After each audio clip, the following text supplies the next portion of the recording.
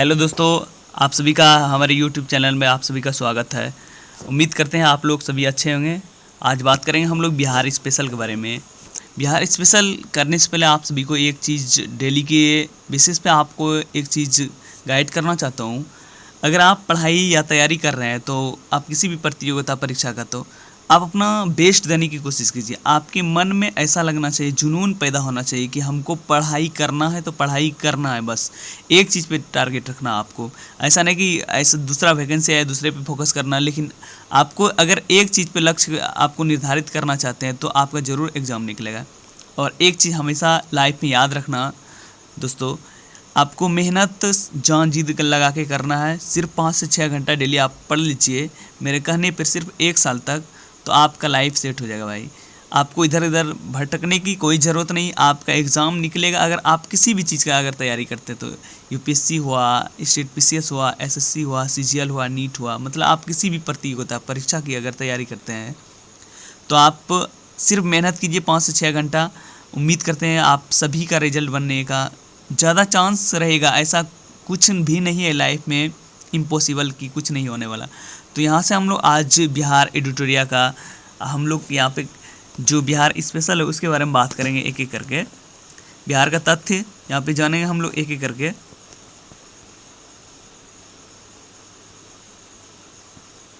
यहाँ पे देखते हैं हम लोग क्या क्या बात करेंगे। सबसे पहले थोड़ा सा यहाँ पे इसका विषय सूची के बारे में जान लेते हैं। यहाँ पे बिहार एक सामान्य परिचय, बिहार के इतिहास के बारे में जानेंगे हम।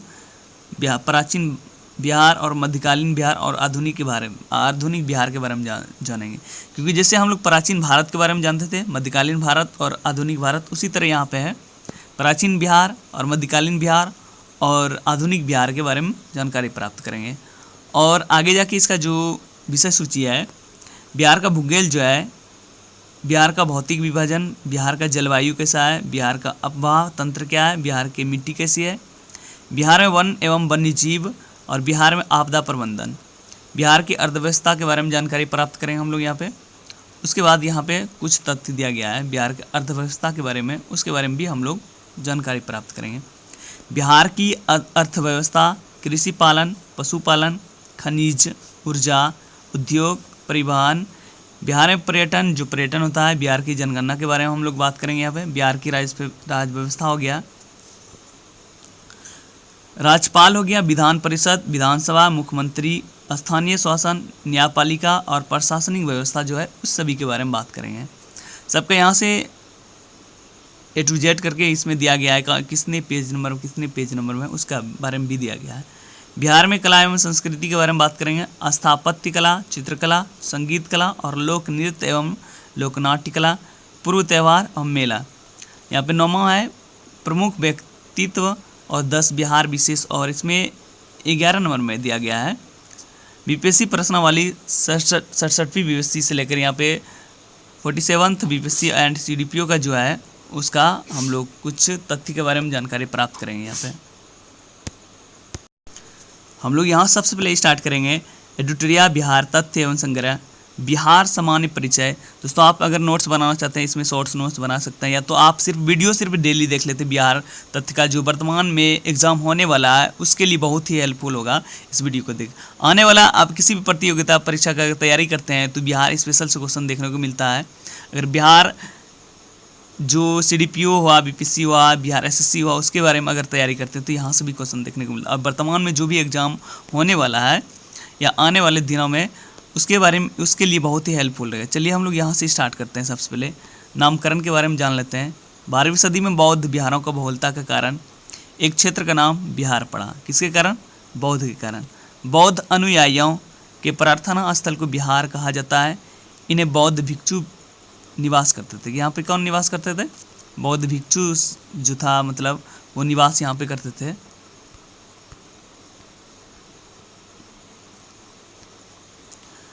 अगर बिहार भौगोलिक की स्थिति के बारे में जान लेते हैं थोड़ा सा। बिहार उत्तर पूर्व भारत में स्थित है। कहाँ पे? उत्तर की तरफ, और उत्तर पूर्व में बिहार जो स्थित है।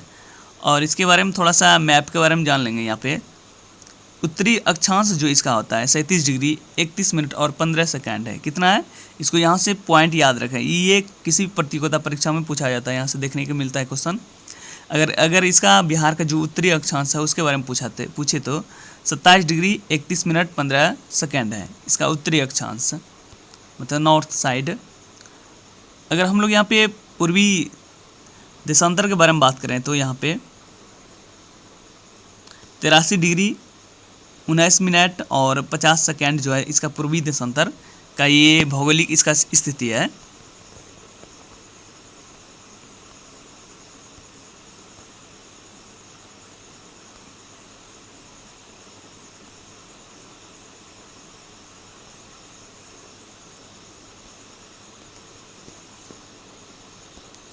अगर यहाँ पे बात करें हम लोग यहाँ पे पूरब से पश्चिम की अगर बात करें इसका किलोमीटर लंबाई कितना है 483 किलोमीटर है, और उत्तर से दक्षिण की ओर अगर बात करें तो 345 किलोमीटर। इसको यहाँ से ध्यान रखना है दोस्तों। अगर पूरब से पश्चिम की बात करें तो 483 किलोमीटर, और पूरब से पश्चिम उत्तर से दक्षिण की बात करें तो यहाँ पे 345 किलोमीटर इसकी लंबाई है। अगर हम लोग यहाँ पे दक्षिण की बात करें तो इसका भौगोलिक स्थिति जो है दक्षिणी क्षेत्र का 24 डिग्री 20 मिनट 10 सेकेंड है, और इसका पूर्वी क्षेत्र के बारे में बात करें 88 डिग्री 17 मिनट और 40 सेकेंड है इसका। अब नीचे में हम लोग यहाँ से कुछ तथ्य के बारे में जानकारी प्राप्त कर लेते हैं। यहाँ से अक्षांशीय विस्तार के बारे में अगर हम लोग बात करें तो 24 डिग्री 20 मिनट 10 सेकेंड नॉर्थ से 27 डिग्री 31 मिनट 15 सेकेंड नॉर्थ तक स्थित है। देशांतरीय विस्तार के बारे में अगर हम लोग जाने तो 83 डिग्री 19 मिनट 50 सेकेंड है से लेकर 88 डिग्री 17 मिनट 40 सेकेंड ईस्ट तक स्थित है। अगर राज्य की आकृति की बात करें, बिहार राज्य का आकृति कैसा हुआ करता था आप सभी को अगर पता नहीं है तो ये एक आयताकार की तरह है। क्या, ना ही ये सर्कल की तरह है ना ही ये त्रिभुज की तरह, ये एक स्पष्ट रूप में आयताकार के रूप में स्थित है। हम लोग का बिहार, यहाँ से भी क्वेश्चन ज़्यादातर पूछते हैं हम लोग का बिहार किधर स्थित है, उत्तर पूर्व में स्थित है बिहार। अब यहाँ पे देखते हैं बिहार 12 दिसंबर 1911 को दिल्ली दरबार में पृथक बिहार प्रांत बनाने की घोषणा किया गया। कब? पृथक जो बिहार प्रांत यहाँ पे प्रांत बनाने का घोषणा किया गया। 22 मार्च 1912 ईस्वी बिहार उड़ीसा सहित प्रांत गठन की अधिसूचना घोषणा किया गया। कब? 22 मार्च को। 21 अप्रैल 1912 ईस्वी को बिहार उड़ीसा प्रांत का गठन किया गया। कब? बिहार उड़ीसा सहित प्रांत का गठन किया गया। कब? 1 अप्रैल 1912। यहाँ से क्वेश्चन ज़्यादातर देखने को मिलता है। आप अगर किसी भी प्रतियोगिता परीक्षा का तैयारी करते हैं तो यहाँ से ज़्यादातर क्वेश्चन देखने को मिलता है। अप्रैल 1936 की बात करें तो बिहार एवं उड़ीसा से अलग राज्य बन गया। कब? 1 अप्रैल 1936 को बिहार एवं उड़ीसा एक अलग राज्य बन गया। अब यहाँ पे बात कर लेते हम लोग। यहाँ पे 15 नवंबर 2000 ईस्वी को बिहार का अंतिम विभाजन हुआ, झारखंड एक नए बना। मतलब बिहार से ही अलग झारखंड बना है। क्या बना है? बिहार से अलग होकर झारखंड बना। राज्य के रूप में अस्तित्व में आया 46% भूभाग के साथ झारखंड 28वां राज्य बना। कितवां राज्य बना? 28वां राज्य जो झारखंड ही बना था। अब यहाँ पे हम लोग बात करेंगे कुछ इसके बारे में तथ्य है। 22 मार्च बिहार स्थापना दिवस के रूप में मनाया जाता है। क्षेत्रफल की अगर दृष्टि से बात करें तो 94,163 वर्ग किलोमीटर है बिहार का क्षेत्रफल। भारत का कुल क्षेत्रफल की बात करें तो मतलब भारत के कुल क्षेत्रफल का कितना हिस्सा है बिहार का? 2.8% है। कितना है? 2.8%। भारत का 12वां बड़ा राज्य क्षेत्रफल के अनुसार है। सबसे बड़ा 12वां बड़ा राज्य भारत में क्षेत्रफल के अनुसार है।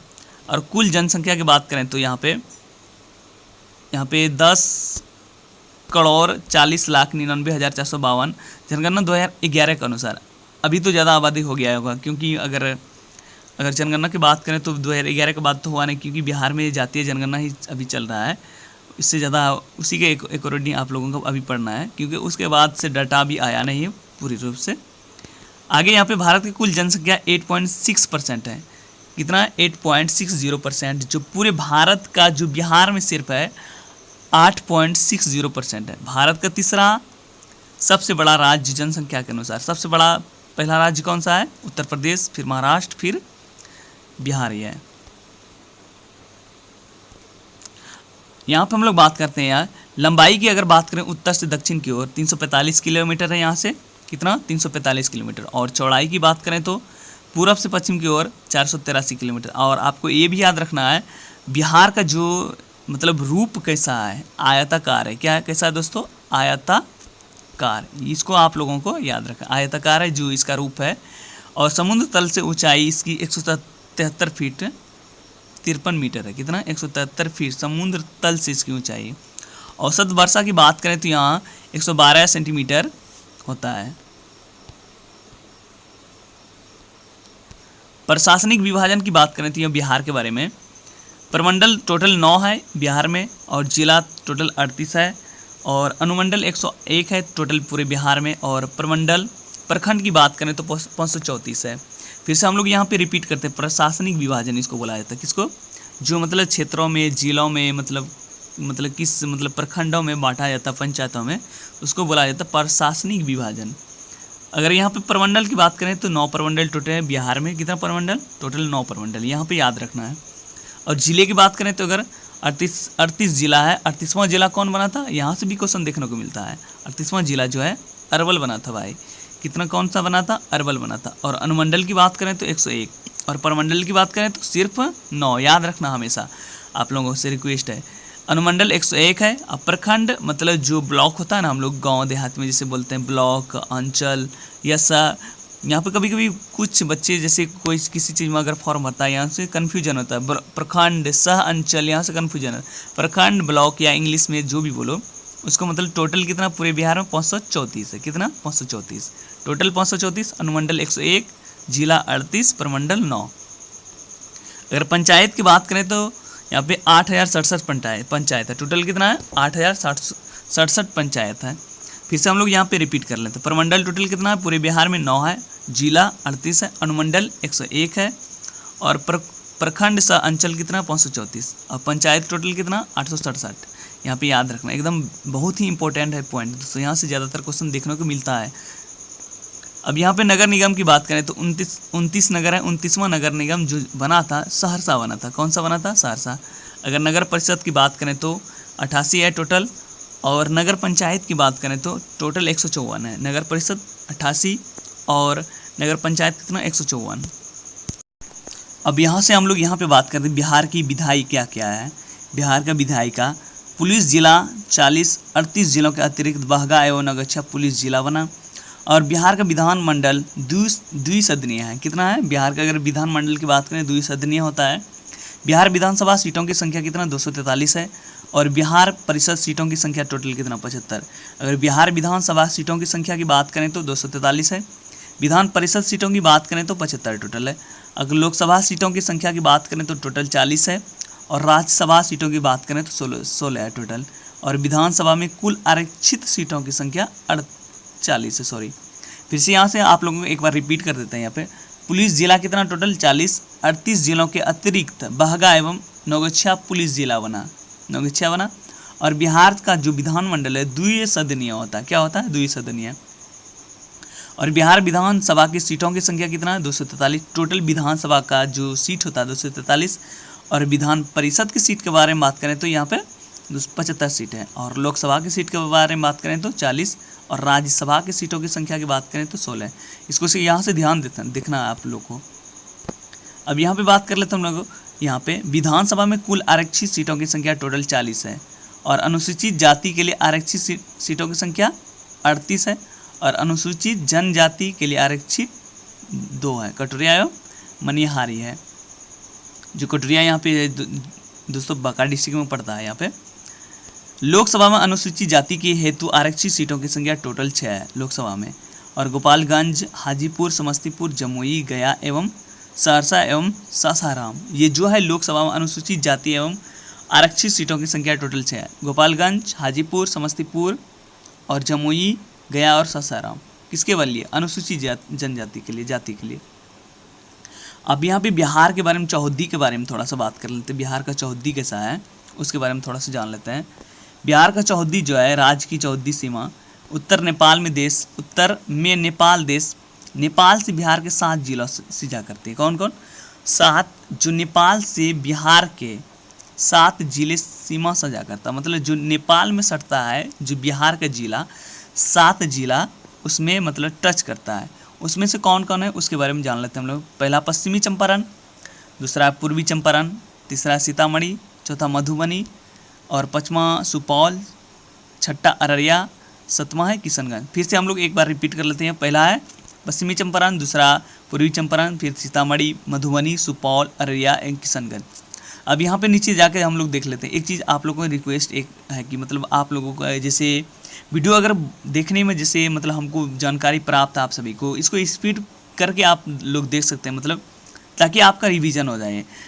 हो सकता है आप लोग पढ़े होंगे पहले से, अगर कोई विद्यार्थी नहीं पढ़े हैं उसके लिए बहुत ही हेल्पफुल रहेगा। आप अगर पढ़े भी हैं तो आप फिर से इसको रिवीजन कर सकते हैं इस वीडियो को स्पीड करके। तो यहाँ से आगे जाकर हम लोग बात करते हैं दक्षिण में झारखंड। दक्षिण साइड में हम लोग को पता है झारखंड राज्य है। झारखंड के साथ 8 जिले सीमा साझा करता है। कौन कौन जिला? रोहतास, औरंगाबाद, गया, नवादा, जमुई, बांका, भागलपुर, कटिहार। ये सभी जो जिला है जो झारखंड से मतलब राज्य से टच करता है, ये सभी जिला। पूर्व के अगर बात करें, पूर्व साइड में पश्चिम बंगाल राज्य में, पश्चिम बंगाल आप सभी को पूर्व साइड में है और झारखंड जो है दक्षिण साइड में है। अगर यहाँ पे बात करें हम लोग, यहाँ पश्चिम बंगाल के साथ 3 जिले सीमा साझा करता है। कौन कौन? किशनगंज, पूर्णिया, कटिहार। कौन कौन जिला है? किशनगंज, पूर्णिया, कटिहार जो है पश्चिम बंगाल जो राज्य है 3 जिला सीमा साझा करता है, मतलब टच करता है। यहाँ पर आगे देख लें पश्चिम में, पश्चिम की अगर और बात करें, पश्चिम में आप उत्तर प्रदेश है और दक्षिण में झारखंड है और पूर्व में कौन है? पश्चिम बंगाल है दोस्तों। और मतलब उत्तर में आप सभी को मतलब नेपाल है। यहाँ पे उत्तर प्रदेश की बात करें तो उत्तर प्रदेश के साथ 8 जिले सीमा साझा करता है।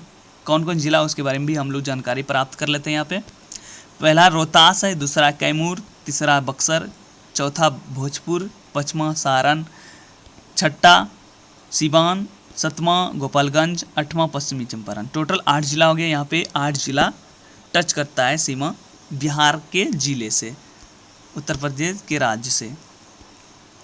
अब यहाँ पे हम लोग देख लेते हैं राजकीय प्रतीक के बारे में हम लोग जानकारी प्राप्त कर लेते हैं थोड़ा सा। राजकीय प्रतीक के बारे में बात करें तो हम लोग राजकीय चिन्ह क्या है? बोधि वृक्ष है। और प्रथम राजकीय भाषा क्या है? बिहार का हिंदी है। द्वितीय राजकीय भाषा की बात करें, राजकीय भाषा जो एक राज्य का जो भाषा, स्टेट का भाषा, उसी को राजकीय भाषा बोला जाता है। और राजकीय वृक्ष के बारे में बात करें तो पीपल है। राजकीय पुष्प के बारे में बात करें तो गेंदा है। और राजकीय पशु के बारे में बात करें तो बैल है। 2013 से पूर्व में रीछ हुआ करता था। कौन हुआ करता था? रीछ। और 2013 के बाद से राजकीय पशु कौन बन गया? बैल। और राजकीय पक्षी के बारे में बात कर लेते हैं हम लोग। यहाँ पे गौरैया जो है राजकीय पक्षी बन गया। 2013 से पूर्व की बात करें तो पूर्व में पाखथा हुआ करता था। कौन हुआ करता था? पाखथा। अब यहाँ पे हम लोग राजकीय मछली के बारे में बात कर लेते हैं। यहाँ पे राजकीय मछली जो मांगुर मछली, मांगुर मतलब जो मोंगरा मछली जो है गाँव सब में बोला जाता है मोंगरा मछली, उसी को मांगुर मछली बोला जाता है। क्या बोला जाता है? मांगुर। यहाँ पे बिहार का राजकीय गीत के बारे में बात कर लेते हैं हम लोग। मेरे भारत के कंठहार तुझको सत सत बंदन बिहार, मतलब ये जो बिहार का राजकीय गीत है। और गीतकार कौन इसका है? सत्यनारायण है। और संगीतकार कौन है? हरिप्रसाद चौरसिया और शिव कुमार शर्मा जो है इसका संगीतकार, मतलब संगीत मतलब गाया था इन्होंने। मान्यता कब दिया गया इसको? वर्ष 2012 में इसको मान्यता प्राप्त हो गया था। जो मेरे भारत के कंठहार तुझको सत सत बंदन बिहार। यहाँ पे एक पॉइंट है, बिहार राज्य का प्रार्थना गीत क्या है? मेरी रफ्तार पर सूरज की किरण नाच करे, मतलब जो बिहार का जो है ये जो बिहार का राज का प्रार्थना जो गीत है, मेरी रफ्तार पर सूरज की किरण भी नाच करे, मतलब आपका जो जैसा रफ्तार होना चाहिए उस पर भी नाच करे। मतलब ये दोस्तों हम ऐसे ही बोल रहे हैं, लेकिन ये बिहार का राज का प्रार्थना गीत है। आगे चलिए हम लोग बात कर लेते हैं यहाँ पे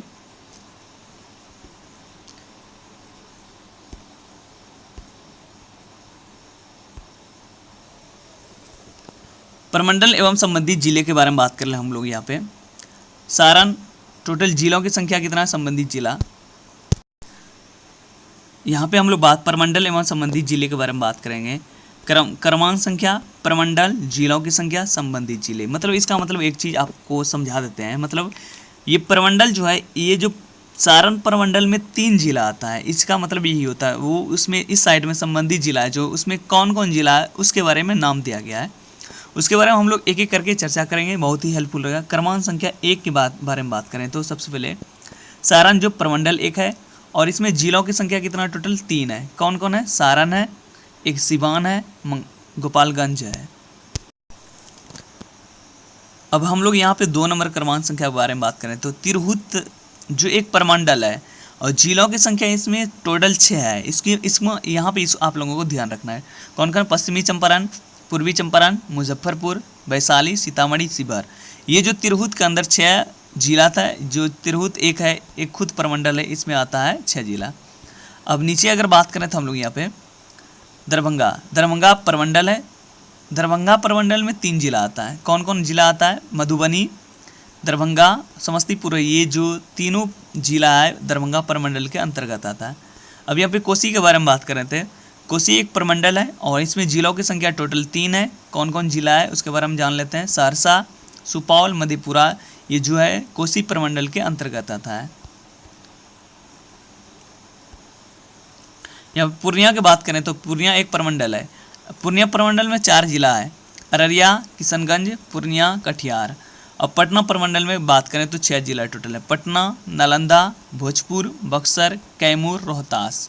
मगध की बात करें तो मगध प्रमंडल में 5 जिला, गया, औरंगाबाद, नवादा, जहानाबाद, अरवल, ये सभी जिला है।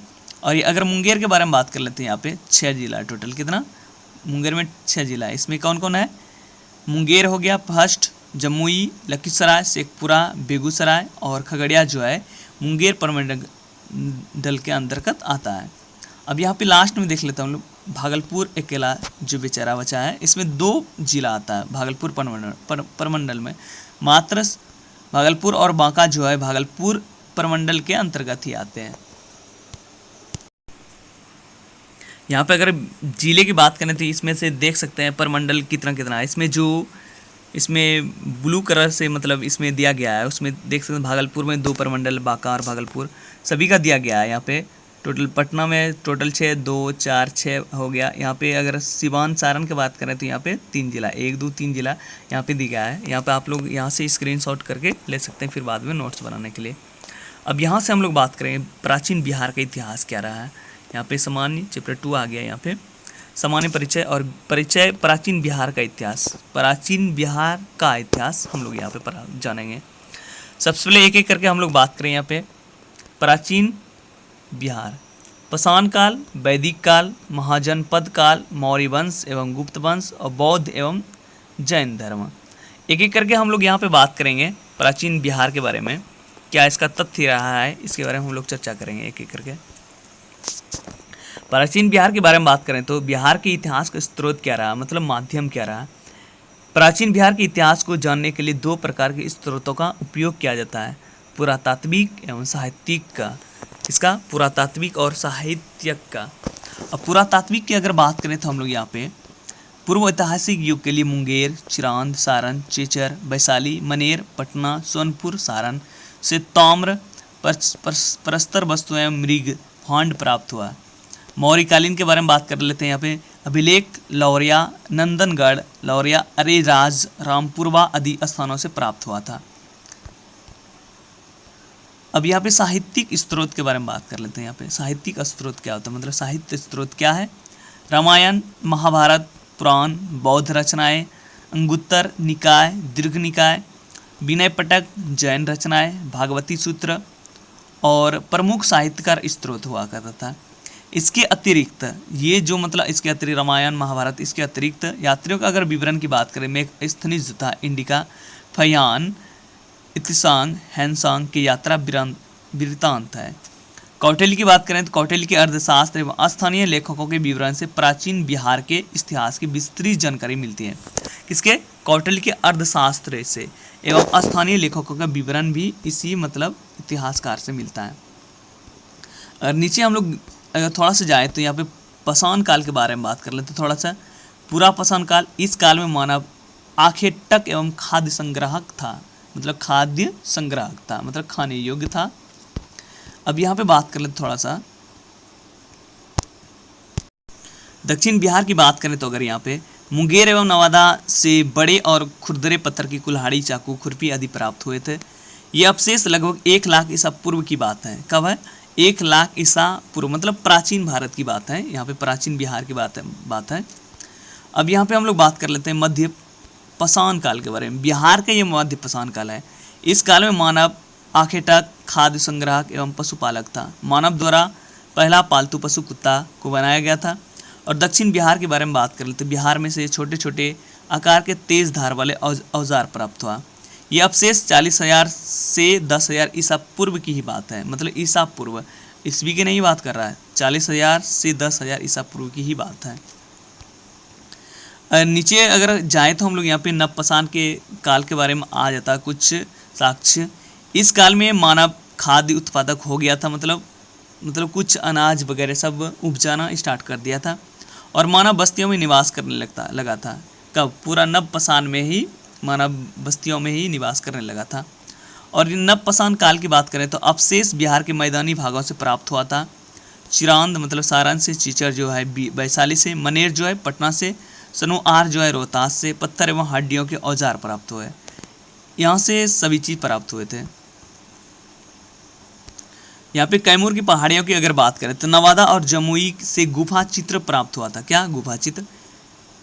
यहाँ पॉइंट है ये अवशेष लगभग 2500 ईसा पूर्व के हैं। कब का है ये अवशेष? जितना भी है 2500 ईसा पूर्व की बात है। ताम्रपाषाण के बारे में बात करें तो बिहार का जो ताम्रपाषाण काल जो था उस काल में क्या क्या हुआ था। पहला पॉइंट है चिरौंद, सोनपुर, ताराडीह, चेचर, मनेर, सनवार आदि ताम्रपाषाण काल का ही अवशेष मिले थे। और इस काल में पत्थर के औजार के अतिरिक्त ताम्र उपयोग के प्रमाण भी मिले। और ये अवशेष लगभग 1000 ईसा पूर्व का है। कब का है? 1000 ईसा पूर्व का। अब यहाँ पे हम लोग चले जाते हैं यहाँ पे वैदिक काल में। वैदिक काल कब से लेकर कब तक रहा, उत्तर वैदिक काल, पूर्व वैदिक काल, एक एक करके हम लोग यहाँ पे जानकारी प्राप्त करेंगे। सबसे पहले वैदिक काल। आर्यों द्वारा स्थापित सभ्यता को वैदिक सभ्यता कहा जाता है। किसके द्वारा? आर्यों के द्वारा जो स्थापित सभ्यता को जो है वैदिक सभ्यता के नाम से जाना था, क्योंकि इस सभ्यता के इतिहास वेदों पर ही आधारित है। वैदिक सभ्यता 2 वर्णों में विभाजित किया गया था। पहला है पूर्व वैदिक काल 1500 से लेकर 1000 ईस्वी पूर्व, और दूसरा उत्तर वैदिक काल की बात करें तो 1000 से 600 ईसा पूर्व तक स्थापित किया गया था। अब यहाँ पे बात कर लें तो पूर्व वैदिक काल के बारे में। और ऋग वैदिक सभ्यता का विस्तार बिहार क्षेत्र में नहीं था। कहाँ पे? बिहार क्षेत्र में नहीं था। अगर उत्तर वैदिक काल में बात करें तो यहाँ पे आर्यों के विस्तार गंडक नदी के तट तक बिहार के क्षेत्र में हुआ। कहाँ पे? उत्तर वैदिक काल में। उत्तर वैदिक काल 1000 से 600 ईसा पूर्व तक। अब आगे पॉइंट में हम लोग यहाँ पे बात कर लेते हैं। बिहार के भौगोलिक क्षेत्र की प्रथम चर्चा सतपथ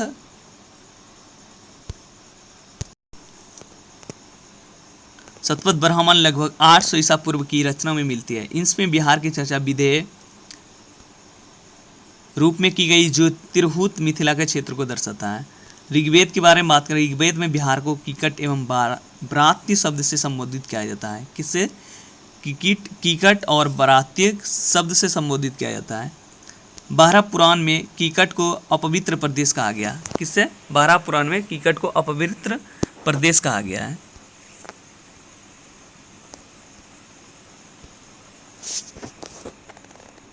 महाजनपद के बारे में बात कर लें तो अगर 6ठी शताब्दी ईसा पूर्व में अंगुत्तर निकाय एवं भगवती सूत्र से 16 महाजनपद पदों की जानकारी मिलती है। किसका? कितना?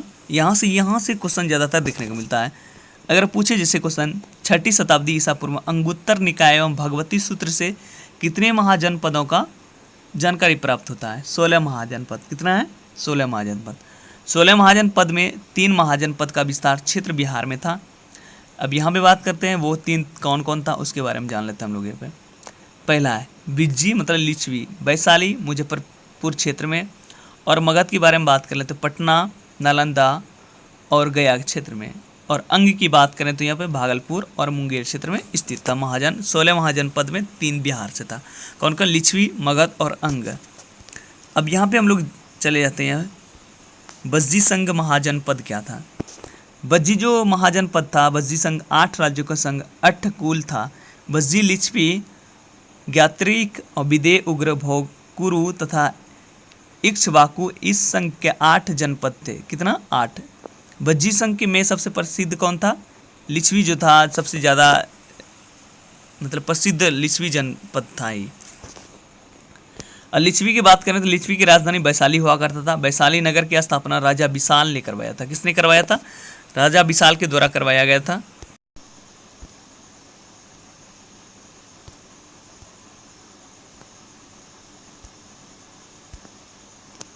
लिच्छवी के अतिरिक्त मिथिला के विद्रोह तथा कुंडाग्राम के ज्ञात्रिक बिज्जी संकुच जनपद थे। बज्जी लिच्छवी को विश्व के प्रथम गणतंत्र की संज्ञा दी जाती है। किसको? बज्जी जो लिच्छवी को विश्व का प्रथम गणतंत्र की संज्ञा दी जाती है। और अब यहाँ पे बात कर लेते हैं हम लोग यहाँ पे मगध जनपद जो होता है क्या होता है। मगध जनपद जो होता है, मगध राजनीतिक, आर्थिक एवं भौगोलिक कारण से सही महाजनपदों में सबसे अधिक शक्तिशाली था। मगध की प्रारंभिक राजधानी गिरिव्रज राजगिरी थी। यह 5 पहाड़ियों से घिरा हुआ था। किससे? यह 5 पहाड़ियों से घिरा हुआ था। मगध का विस्तार मुख्यतः पटना से गया क्षेत्र में था और मगध एवं अंग महाजनपद का वर्णन सर्वप्रथम अर्थवेद में मिलता है। किससे? अर्थवेद में मिलता है। यहाँ पे अंग महाजनपद के बारे में बात कर लेते हैं। अंग महाजनपद क्या है? अंग महाजनपद का विस्तार भागलपुर एवं मुंगेर क्षेत्र में हुआ था। कहाँ पे? भागलपुर और मुंगेर क्षेत्र में। अंग महाजनपद की राजधानी चंपा थी। कहाँ हुआ करता था? अंग महाजनपद का राजधानी जो होता हुआ करता था चंपा। और अंग के अंतिम शासक ब्रह्मदत्त को हराकर मगध शासक बिंबिसार ने अंग को मगध में मिला लिया था। किसने? अंग के अंतिम शासक ब्रह्मदत्त को हराकर मगध के शासक जो था बिंबिसार ने अंग को मगध में मिला लिया था। अब यहाँ पे बात कर लेते मगध का उत्कर्ष एवं उसके राजवंश क्या था। मगध के जो राज स्थापना बिरिद्रथ ने किया था और बिरिद्रथ का पुत्र जो जरासंध इस वंश का सबसे प्रसिद्ध शासक हुआ करता था। जरासंध की अगर बात करें तो यहाँ पे जरासंध को भीम ने द्वंद्व युद्ध में पराजित कर उसका वध किया। इसका वर्णन महाभारत में भी मिलता है। मगध की प्रारंभिक राजधानी राजगिरी 5 पहाड़ियों से घिरा हुआ एक सुरक्षित क्षेत्र था। मगध उर्वर भूमि, नदियों की उपलब्धता, खनिज, वन संसाधन की उपलब्धता के कारण आर्थिक रूप से संपन्न क्षेत्र था। बिरिद्रथ वंश का अंतिम शासक रिपुंजय था। कौन था? बिरिद्रथ का जो अंतिम शासक था रिपुंजय था। कौन था? रिपुंजय।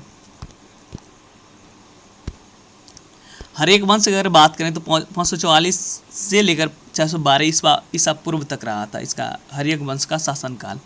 हर्यक वंश के बारे में अगर बात कर लेते हैं यहाँ पे, इस वंश का संस्थापक बिंबिसार था। कौन? हर्यक वंश का ही संस्थापक जो था बिंबिसार था। 544 ईस्वी पूर्व में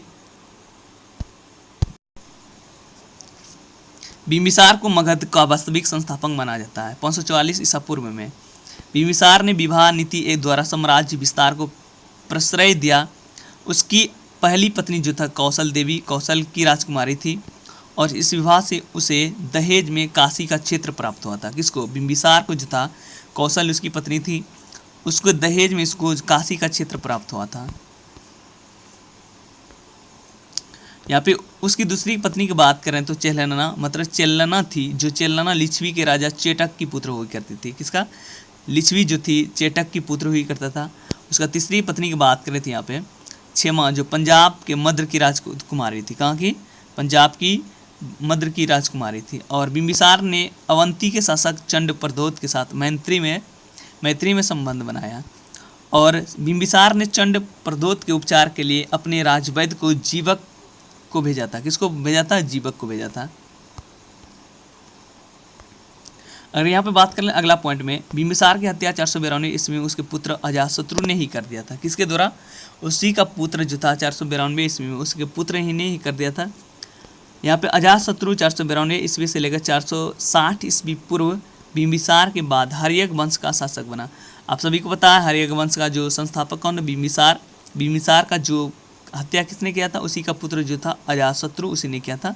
और जो हर्यक वंश का शासक बना उसका वास्तविक नाम था कुनिक था। क्या था? कुनिक मतलब अजातशत्रु का। अगला पॉइंट देख लेते हैं यहाँ पे, बिंबिसार एवं कौशल देवी की मृत्यु के बाद कौशल के राजा प्रसेनजीत की ने काशी वापस ले लिया, जिस कारण प्रसेनजीत का संघर्ष अजातशत्रु से हुआ। यहाँ पे अगला पॉइंट देख लेते हैं थोड़ा सा। यहाँ पे अंततः अजातशत्रु ने प्रसेनजीत को पराजित कर काशी पर अधिकार प्राप्त कर लिया। किसने? प्रसेनजीत को पराजित कर काशी पर अधिकार प्राप्त कर लिया। यहाँ पे अगला पॉइंट यहाँ पे बल लाइनर के रूप में मतलब जितना भी है थोड़ा सा पॉइंट करके एवलनायर के रूप में आप सभी को ध्यान में रखेंगे, थोड़ा सा याद भी रह जाएगा। बाद में अजातशत्रु का विवाह प्रसेनजीत की पुत्री वजीरा से हो गया। किसके? वजीरा से। अजातशत्रु ने वज्जी संघ एवं मल्लों को पराजित किया। अजातशत्रु प्रारंभ में जैन धर्म को मानता था, बाद में उसने बौद्ध धर्म को अपना लिया। अजातशत्रु जुथा 483 ईसा पूर्व में राजगिरी की सप्तपर्णी गुफा में प्रथम बौद्ध संगीति का आयोजन करवाया गया। सिंघल जो है अनुश्रुति के अनुसार 460 ईसा पूर्व में उदयन ने अपने पिता अजातशत्रु की हत्या कर दी। उदयन ने अपने पिता जो अजातशत्रु का हत्या कर दिया। अजातशत्रु ने बिंबिसार का हत्या कर दिया था। उदयन का या उदयीन ने अपनी राजधानी राजगिरी से पाटलिपुत्र किया। यहाँ से क्वेश्चन ज़्यादातर देखने को मिलता है। यहाँ से कौन सा ऐसा शासक जो हर्यक वंश का जो है राजधानी राजगिरी से पाटलिपुत्र किया था? उदयन ने। गंगा, सोन एवं गंडक के संगम तट पर स्थानांतरित किया। उदयन के 3 पुत्र हुआ करता था। अनिरुद्ध, मुंडक, नागदशक थे और नागदशक इस वंश का अंतिम शासक था। यहाँ पे शिशुनाग वंश की स्थापना की बात कर लेते हैं। यहाँ पे शिशुनाग ने हर्यक वंश की जगह शिशुनाग वंश की स्थापना किया। शिशुनाग ने वैशाली को राजधानी बनाया। शिशुनाग ने अवंती के राजा अवंतीवर्धन के पराजित कर अवंती को मगध में मिला लिया। इसके अतिरिक्त शिशुनाग ने वत्स एवं कौसंबी को भी मगध में शामिल कर लिया। 394 ईसा पूर्व में शिशुनाग की मृत्यु के बाद कालाशोक मगध का शासक बना। पुराणों में उसे काकवर्ण भी कहा जाता है। क्या कहा जाता है? काकवर्ण। और यहाँ पे कालाशोक के समय मगध की राजधानी पुनः पाटलिपुत्र हो गया और कालाशोक 383 ईसा पूर्व वैशाली में द्वितीय बौद्ध संगीति का आयोजन कराया गया।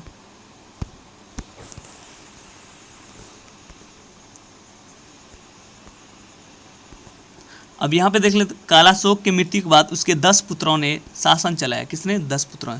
शिशुनाग वंश का अंतिम शासक नंदीवर्धन था। नंद वंश की बात करें तो इसका वंश कब से लेकर कब तक? 344 ईसा पूर्व से लेकर 321 ईसा पूर्व तक चला। महाजन महापद्नंद के बारे में बात कर ले 344 ईसा पूर्व में शिशुनाग वंश को समाप्त कर नंद वंश की स्थापना किया। महापद्नंद ने एक राट अथवा एक छत्र की उपाधि का धारण किया और पाली ग्रंथों में महापद्मनंद ने उग्रसेन कहा गया और पुराणों में उसे परशुराम का दूसरा अवतार बताया गया। अगला पॉइंट के बारे में बात कर लेते हैं। महापद्मनंद जुथा पंचाल, इक्ष्वाकु, काशी, अस्मक, कलिंग, मैथिल आदि राज्य को पराजित कर मगध साम्राज्य का विस्तार किया। अब तक का 321 ईसा पूर्व तक के काल में मगध का सर्वाधिक विस्तार महापद्मनंद के समय हुआ था। महापद्मनंद जो था उसी के समय हुआ था। यहाँ पर अगला पॉइंट के बारे में बात करें। व्याकरण के महान जो विद्वान था पाणिनि महापद्मनंद के समकालीन था और इस वंश के अंतिम शासक घनानंद हुआ और घनानंद के ही समय यूनानी शासक सिकंदर ने भारत पर पहला आक्रमण किया।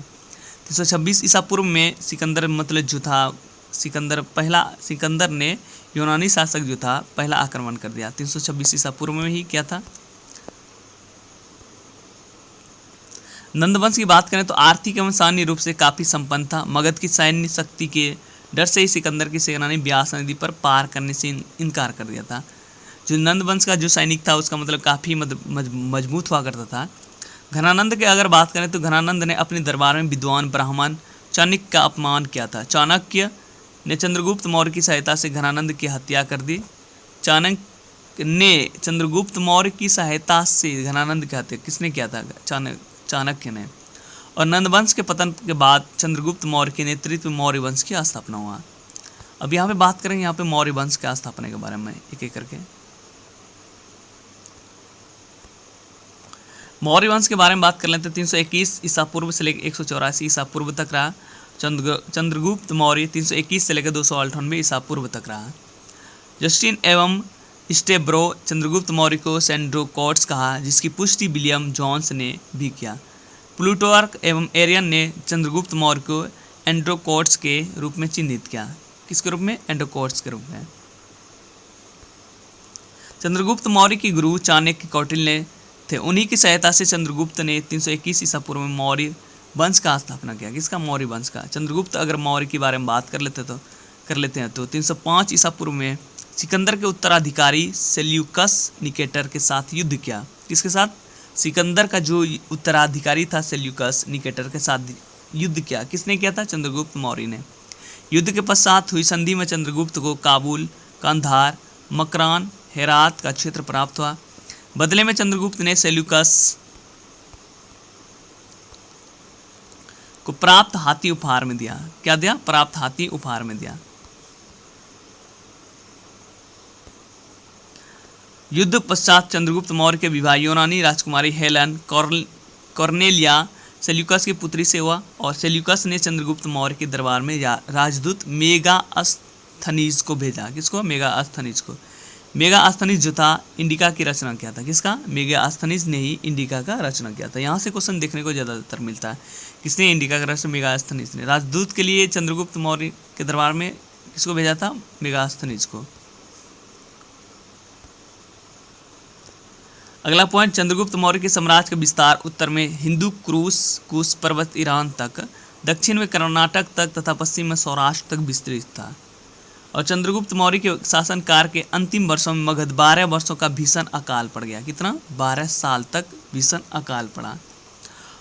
चंद्रगुप्त मौर्य अपनी राजगद्दी त्याग कर श्रवण बेलगोला कर्नाटक में चंद्रगिरी पर्वत पर तपस्या करने चला गया। चंद्रगुप्त मौर्य के जैन धर्म को मानता था। किसको मानता था? जैन धर्म का। 298 ईसा पूर्व में उसने जैन उपवास पद्धति सल्लेखना द्वारा अपने प्राण को त्याग दिया। किसको? प्राण को ही त्याग दिया। अगला पॉइंट के बारे में बात कर लेते हैं यहाँ पे, बिंदुसार के बारे में।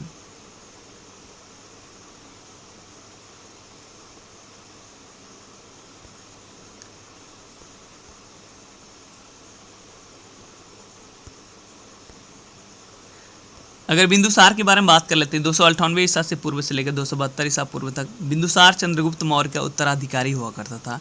उसे अमित्रघात सिंह हिसैन आदि नाम से भी जाना जाता था।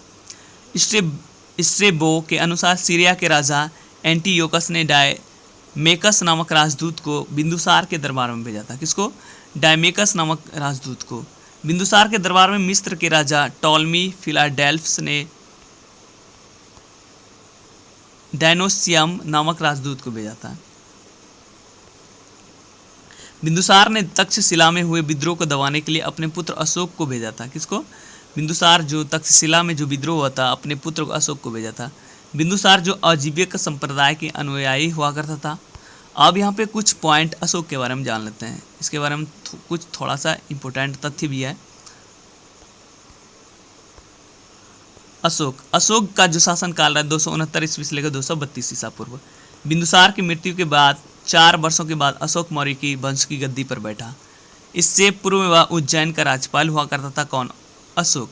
पुराणों में अशोक को अशोक वर्धक भी कहा जाता है और मास्की एवं गुर्जरा के अभिलेख में उसे अशोक कहा गया है। सिंहल और अनुस्मृतियों के बौद्ध ग्रंथ के अनुसार अशोक ने 99 भाइयों की सिंहल अनुस्मृतियों के बौद्ध ग्रंथ के अनुसार अशोक ने 99 भाइयों की हत्या कर गद्दी प्राप्त किया था। किसने? अशोक ने। हालांकि अन्य स्रोतों से इसकी पुष्टि नहीं मिलती है। अशोक ने अपने शासन के 9वें वर्ष में कलिंग युद्ध 261 ईसा पूर्व में किया था तथा कलिंग को मगध में सम्मिलित भी कर लिया था। और अशोक के 13वें शिलालेख के बारे में बात कर ले तो यहाँ पे कलिंग का युद्ध का वर्णन करता है। किसमें? 13वें शिलालेख में। और यहाँ पे अगला पॉइंट, कलिंग युद्ध के बाद अशोक ने बौद्ध धर्म को अपनाया। उससे पूर्व वह शैव धर्म को मानता था। किसने? कलिंग युद्ध के बाद अशोक ने बौद्ध धर्म को अपना ली। उससे पहले वो शैव धर्म को भी मानते थे। अब यहाँ पे दिव्या बदान के अनुसार उपगुप्त ने अशोक को बौद्ध धर्म की दीक्षा दी थी। और अशोक के शासन के महत्वपूर्ण वर्ष कौन कौन रहा था, इसके बारे में थोड़ा सा हम लोग चर्चा करेंगे।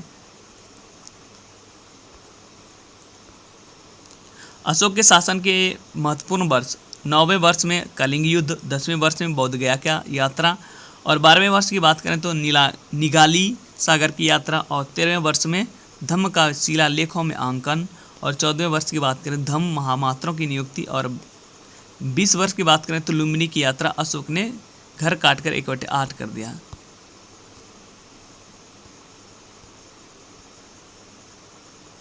हम लोग अगला पॉइंट के बारे में बात कर लेते हैं यहाँ पे। अशोक ने बौद्ध धर्म के प्रचार के लिए अपने पुत्र महेंद्र एवं पुत्री संघमित्रा को श्रीलंका भेजा था।